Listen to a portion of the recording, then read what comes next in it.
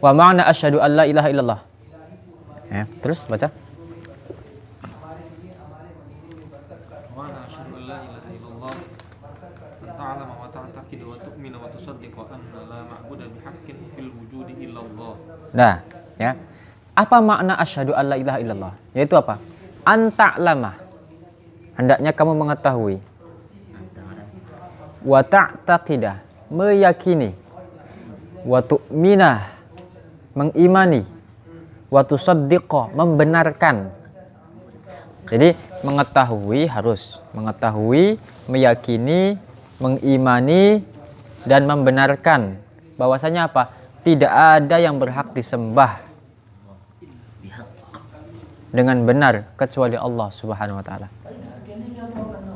Itu mana asyhadu an la ilaha illallah. Mengetahui, meyakini, mengimani dan membenarkan. Harus berkumpul semuanya, nggak boleh ada yang terpisah. Karena kalau terpisah misalkan hanya mengetahui saja misalkan, ya banyak orang-orang kafir di masa Nabi itu mengetahui bahwasanya tidak ada yang berhak disembah selain Allah. Itu banyak yang mengetahui. Banyak. Kalau hanya sekedar mengetahui saja. Orang-orang kafir itu mengakui dan bahkan tidak bisa menolak kebenaran apa yang dibawa oleh Nabi karena hujahnya begitu kuat. Qul falillahil hujjatul balighah. Ya kan? Bahwasanya apa yang dibawa Nabi itu begitu sangat kuat sekali dan nggak bisa dibantah. Mereka faham, mereka mengetahui dan meyakini bahkan meyakini bahwa itu memang apa yang dibawa Nabi itu benar, tapi apa? La yusaddiq, tidak mau membenarkan dan mengikuti. Makanya nggak sah, makanya harus berkumpul semuanya, mengetahui, meyakini, mengimani dan membenarkan.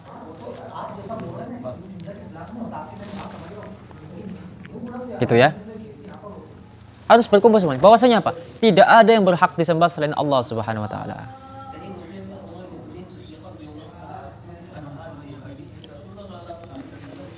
Gitu ya. Al-Wahidul Ahad, yang Maha Esa. Al-Awwal, yang Maha Pertama dan tidak ada awalnya. Al-Qadim, yang tidak ada awalnya. Al-Hayyu, yang Maha Hidup. Al-Qayyum, yang Maha Perkasa atau berdiri sendiri. Berdiri sendiri bukan berarti di situ ada awalnya, bukan ya. Maksudnya keberadaan Allah, sekali lagi, wujudnya Allah itu bukan karena sesuatu yang lain. Berarti kan memang ada terus, berarti kalau bukan sesuatu yang lainnya enggak? Paham enggak? Berbeda dengan manusia, wujudnya itu karena sesuatu yang lain, berarti didahului ketiadaan. Atau selain Allah semuanya itu wujudnya karena sesuatu yang lainnya itu karena Allah. Makanya di situ pernah tidak ada. Paham nggak? Ya, gitu ya. Al-Baqi, yang Maha Kekal, harus diyakini. Ad-Daim, yang Maha Kekal. Al-Khaliq, yang Maha Menciptakan, harus diyakini nih, sifat-sifat ini nih. Al-Wahidul Ahad, yang Maha Esa, yang Maha Dulu, yang Maha Hidup, yang Maha Perkasa, yang Maha Kekal, yang Maha Menciptakan. Ini harus diyakini semua agar kita tahu siapa itu Tuhan, siapa itu Allah. Ar-Razzaq, yang memberikan rezeki. Semua apapun yang kita makan, yang kita pakai, yang kita nikmati, semuanya itu dari Allah. Al-Alim, yang Maha mengetahui, ya. Al-Qadir, yang Maha kuasa. Al-Fa'al, yang Maha mengerjakan. Lima yurid, terhadap apa yang Dia kehendaki. Masya Allah. Masya Allah. Ketika Allah itu menghendaki, maka adalah sesuatu tersebut. Wa ma lam yasha' yakun. Ketika Allah tidak menghendaki, maka tidak ada hal tersebut. Harus diyakini semua ini. Harus diyakini semuanya. Wala haula wala quwwata illa billahil aliyil azim. Tidak ada daya untuk meninggalkan kemaksiatan. Wala haula itu gitu mananya. Tidak ada daya untuk meninggalkan kemaksiatan. Wala quwwata, juga tidak ada kekuatan untuk melaksanakan ibadah. Illa billah, kecuali karena Allah Subhanahu wa taala. Makna la haula wala quwwata itu gitu mananya. Tidak ada daya untuk meninggalkan kemaksiatan. tidak ada kekuatan untuk melakukan ketaatan illa billah, kecuali dari Allah Subhanahu wa taala. Al-Azim, yang maha agung. Mausufun bikulli kamal, yang disifati dengan segala kesempurnaan. Munazzahun an kulli naqsin, yang disucikan daripada segala hal-hal yang kurang. Tidak ada yang kurang kepada Allah Subhanahu wa taala. Semuanya sempurna semuanya. Harus diyakini ini semua ya. Laisa kamitslihi syai', tidak ada yang serupa sedikit pun kepada Allah Subhanahu wa taala. Wa huwas samiul basir, Allah maha mendengar dan maha melihat. Harus diyakini semua nih sifat-sifat ini nih. Secara umum ya. Diyakini semua bahwasanya tiada zat yang berhak disembah secara benar kecuali Allah sahaja. Berarti yang lainnya itu tidak berhak. Inilah asas daripada agama kita, akidah kita. Jadi hanya mengifbat, menentukan satu saja yang berhak disembah, hanya Allah saja, dan membatalkan selain daripada Allah. Makanya kalau ada yang mengajak bahwasanya tidak perlu mengkafirkan yang lainnya, ini bahaya sekali. Berarti apa? Ini menyelisih daripada hakikat daripada syahadat itu sendiri.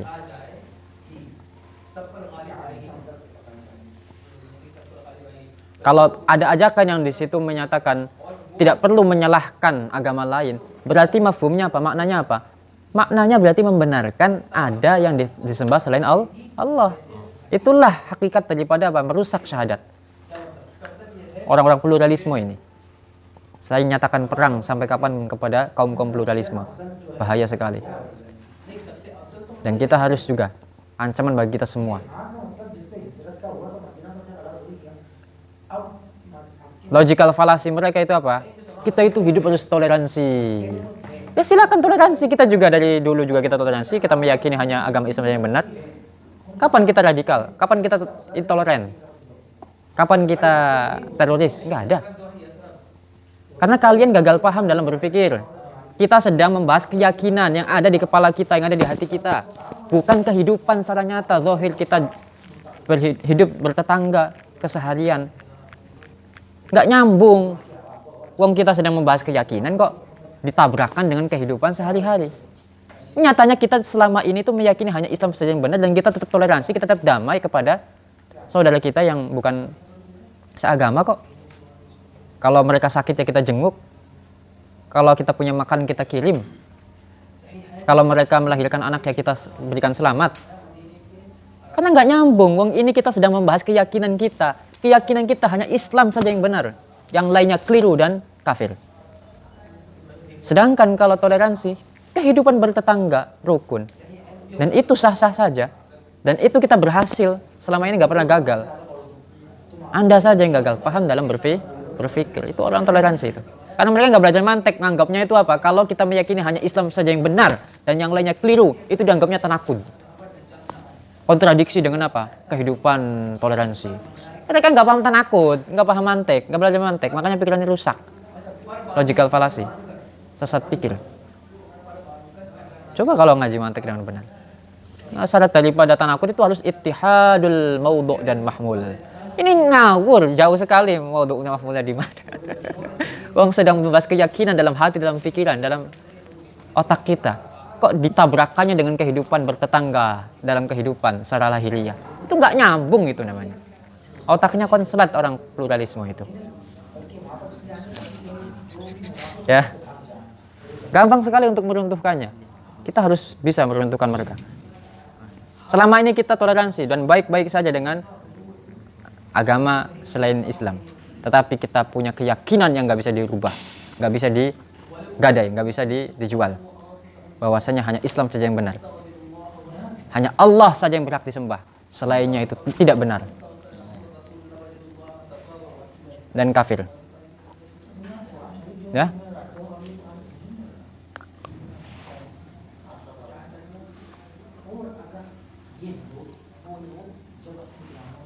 Karena kalau tidak menyalahkan agama selain Islam, berarti apa? Membenarkan ada sesuatu yang disembah selain Allah.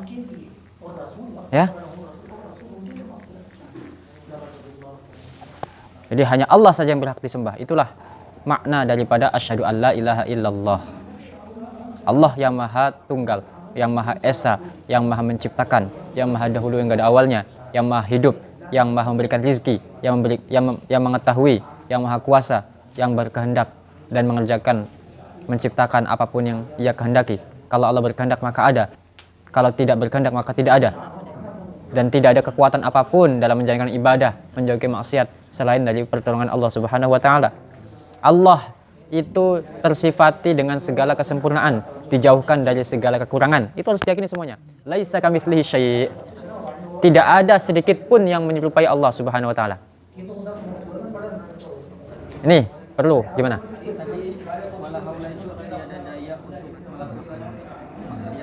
Meninggalkan maksiat.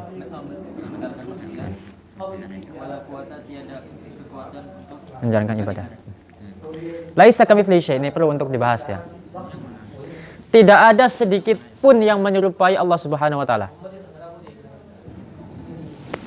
Nih. Perhatikan ya.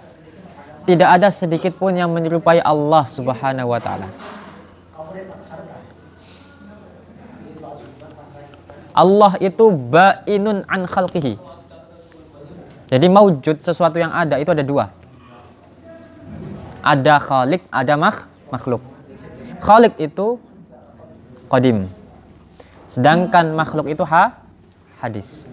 Makhluk ini tidak menyerupai sedikit pun kepada khalik. Dalam bahasa Arab ada dua. Ada nazir atau syabih ya. Ada syabih, ada mathil. Kalau syabih itu menyerupai sesuatu tapi tidak semua sisi. Atau terjemahnya mirip gitu. Kalau mirip kan berarti nggak sama 100%. Allah terbebaskan dalam hal itu. Juga apalagi kalau mathil, menyerupai sesuatu yang betul-betul sempurna. Betul-betul pas. Kembar pun masih ada perbedaan. Saya contohkan nih. Contoh daripada syabih serupa dengan mathil sama. Terjemahnya gitu ya. Syabih itu serupa, mathil itu sama. Nih, syabih misalkan. Nah, kalau mathil itu contohnya kitab Mirqatus Su'udut Tasdik dengan Mirqatus Su'udut Tasdik. Ini sama namanya mathil. Allah itu terbebas daripada mathil dan syabih. Baik keserupaan dengan makhluknya itu hanya sebagian hal saja, sebagian sisi saja, ataupun mathil, apalagi ya, yaitu semua aspeknya. Allah terbebaskan dari itu semua. Ibnu Taimiyah itu apa? Hanya menafikan mathil saja.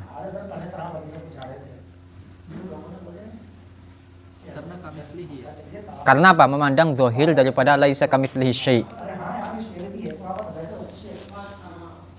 Karena yang dinafikan di Al-Quran kata Ibnu Taimiyah itu apa?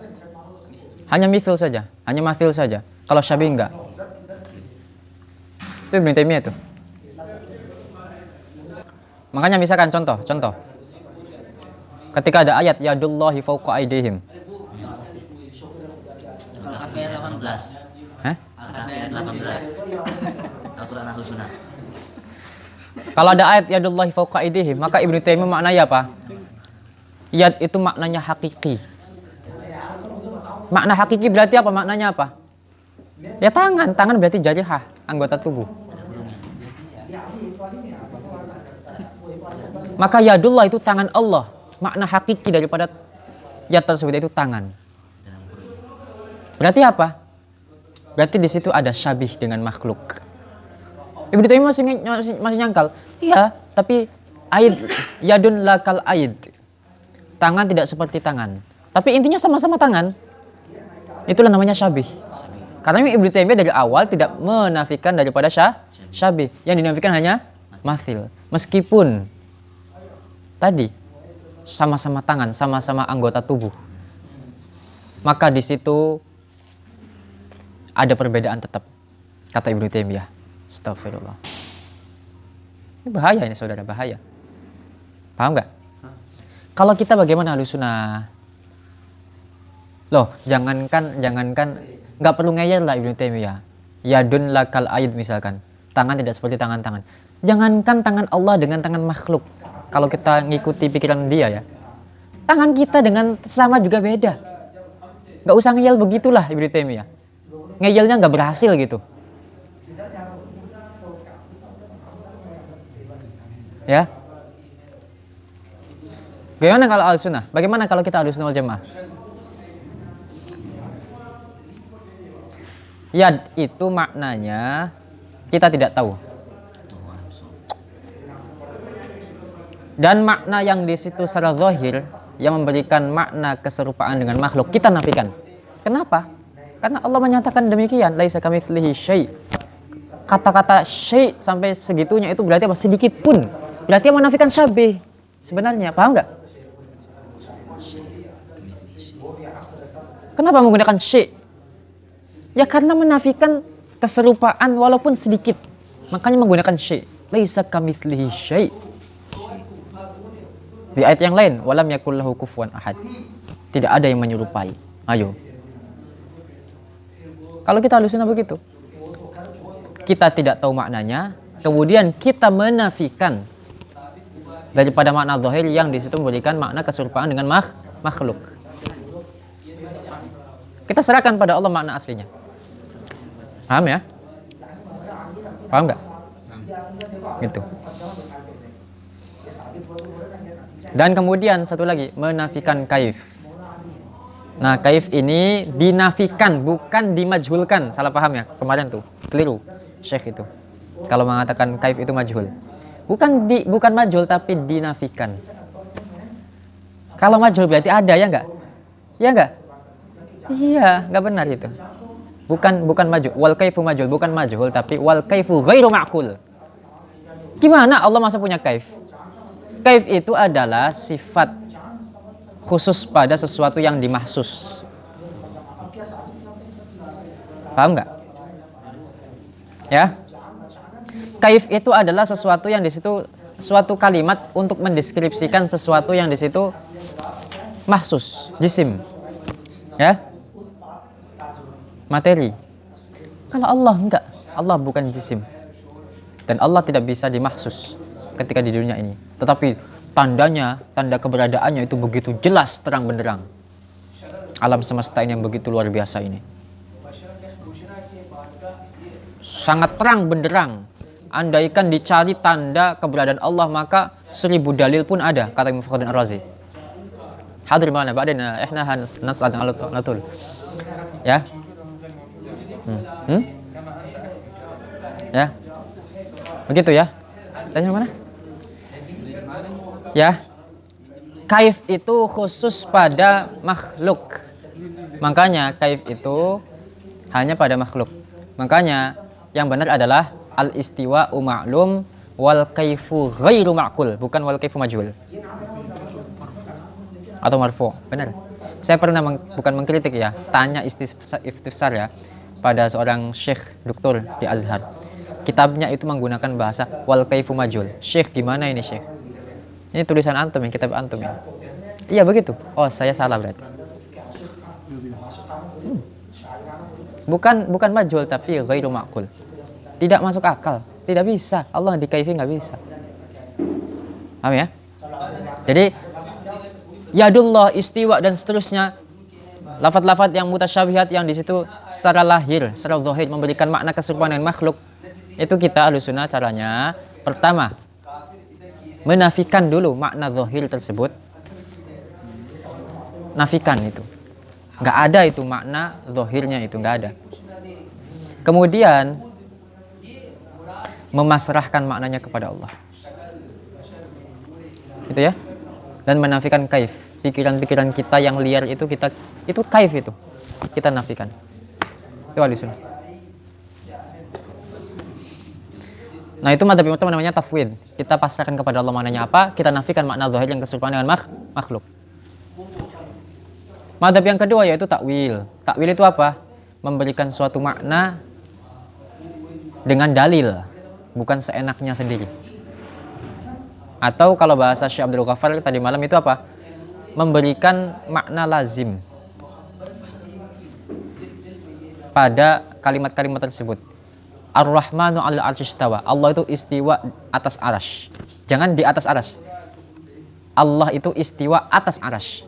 Beda ya? Paham nggak? Wong arasy saja itu Allah kuasai gitu kan. Allah kalahkan gitu. Itu maksudnya apa? Intinya apa sih? Ya Allah intinya menguasai arasy. Gitu ya. Itu makna lazimnya. Sama kayak misalkan Syawal itu orang yang belajar terus kepada Farid kemanapun, belajar pokoknya. Lazimnya itu apa? Farid itu orang yang apa? Orang yang hebat, orang yang alim dan seterusnya. Itu maknanya, paham ya?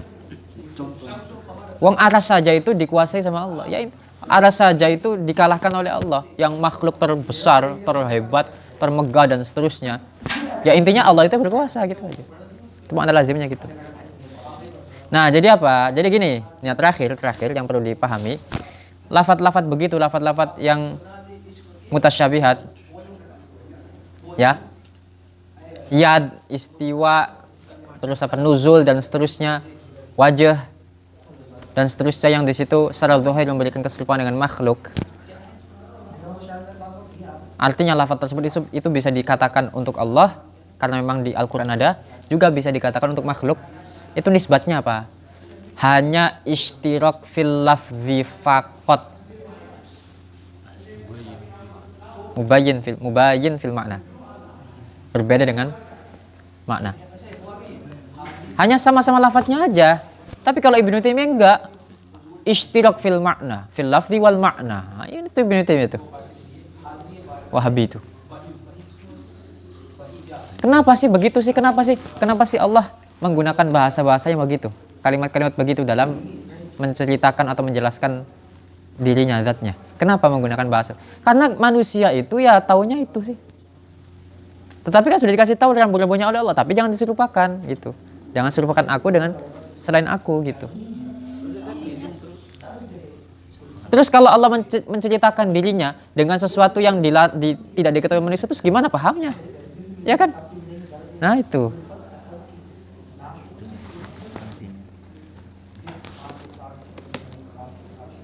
Ya, itu ya.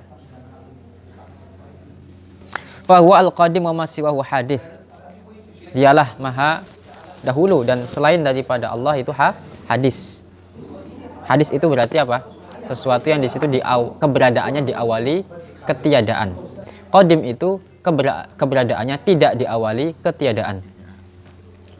Paham? Tapi yang paling ketiadaan itu makhluk kan? Ketiadaan. Yang nama ketiadaannya apa? Ketiadaannya itu.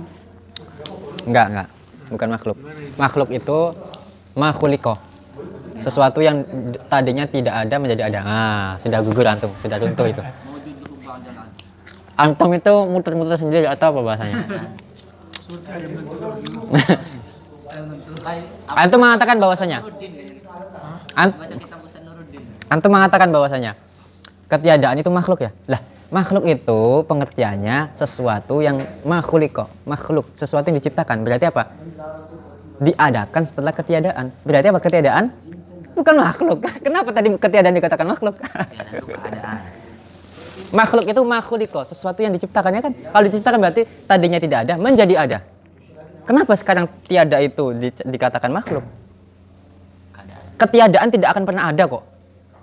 Karena pengertian daripada makhluk itu sesuatu yang menjadi ada yang tadinya tidak ada. Oke, jelas. Oke, wa huwal khaliq wa ma siwa makhluk. Allah itu zat yang khalik menciptakan, selain Allah itu makhluk diciptakan. Oke? Wa kalamuhu qadim. Kalamnya Allah itu qadim. Kasairi sifatihi, bagaimana sifat-sifatnya. Ya. Kalamnya Allah itu qadim. Jadi Al-Qur'an itu qadim. Kalau mushaf itu hadis. Jadi kalamullah itu ada dua. Ada kalam nafsi, ada kalam lafzi. Kalam nafsi itu kalam yang aslinya. Kalamnya Allah yang aslinya. Tidak berupa suara, tidak berupa huruf, tidak ada harokat, tidak ada suara, tidak ada huruf. Jadi kalamullah itu qadim, tanpa suara, tanpa huruf dan seterusnya. Sifat-sifat makhluk itu. Adapun kemudian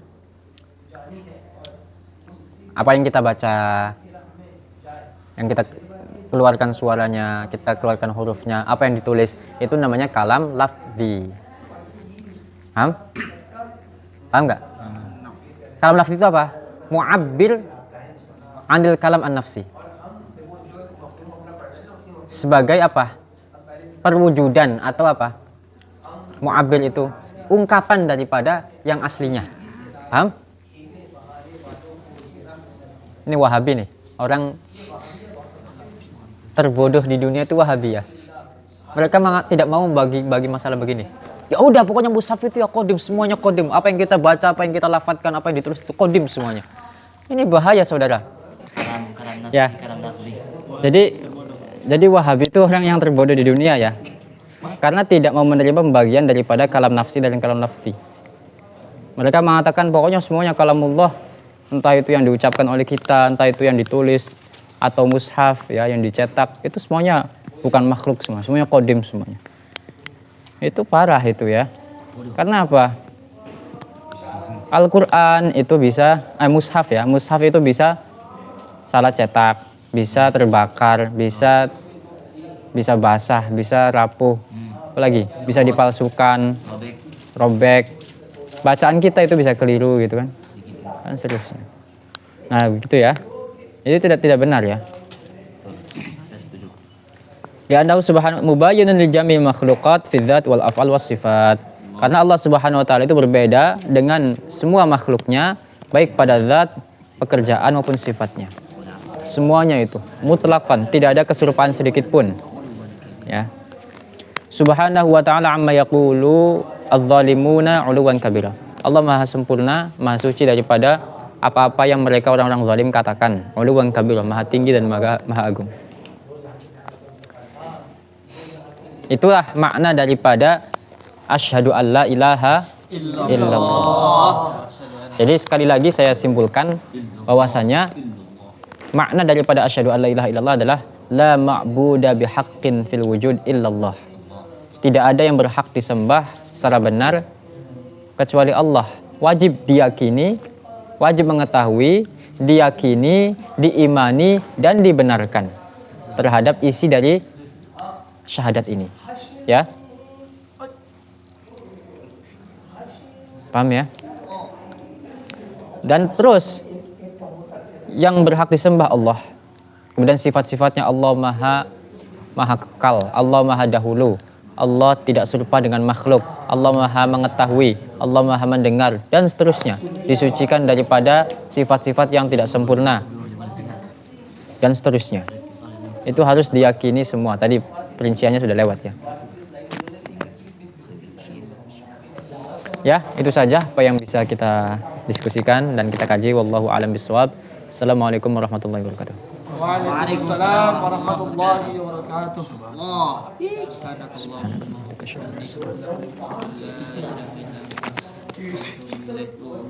shalli ala sayyidina Muhammad.